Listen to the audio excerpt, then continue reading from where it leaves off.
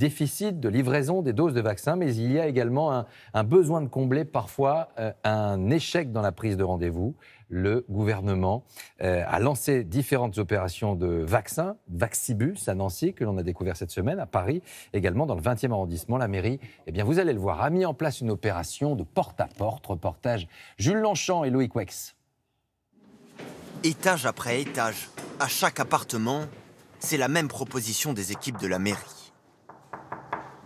Bonjour, on vient informer sur la vaccination. Je suis de la mairie de Paris et on vient donner une information sur la vaccination. Sur le palier de ses habitants du nord de la ville, opération porte à porte pour trouver des volontaires à la vaccination. Un centre éphémère ouvre pendant 2 jours, au pied de leurs immeubles.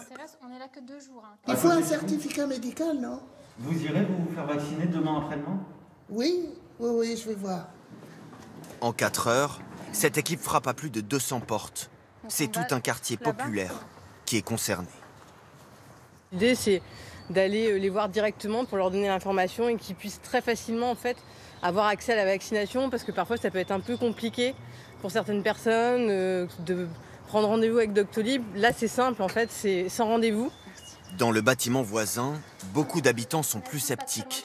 Le vaccin AstraZeneca n'inspire pas confiance, bien qu'il ait été validé par les autorités sanitaires. Mais c'est lequel vaccin? C'est ça l'histoire? C'est l'AstraZeneca. Ouais, moi ça m'intéresse pas. Là, c'est avec l'AstraZeneca. Vous pouvez vous faire vacciner tout de suite sur place. AstraZeneca, non. Sincèrement, je préfère attendre. Je préfère attendre. Si je dois attendre 15 jours, bon, c'est pas méchant. Pour éviter le AstraZeneca. Pour éviter l'AstraZeneca.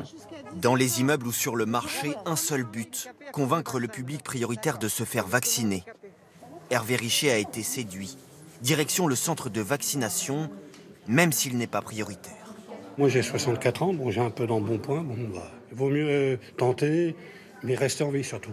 Je pense que c'est ça le plus important. Même sans comorbidité, il va recevoir une injection pour ne gâcher aucune dose. Depuis le début de la mise en place de ces centres éphémères à Paris, plus de 1500 personnes ont été vaccinées.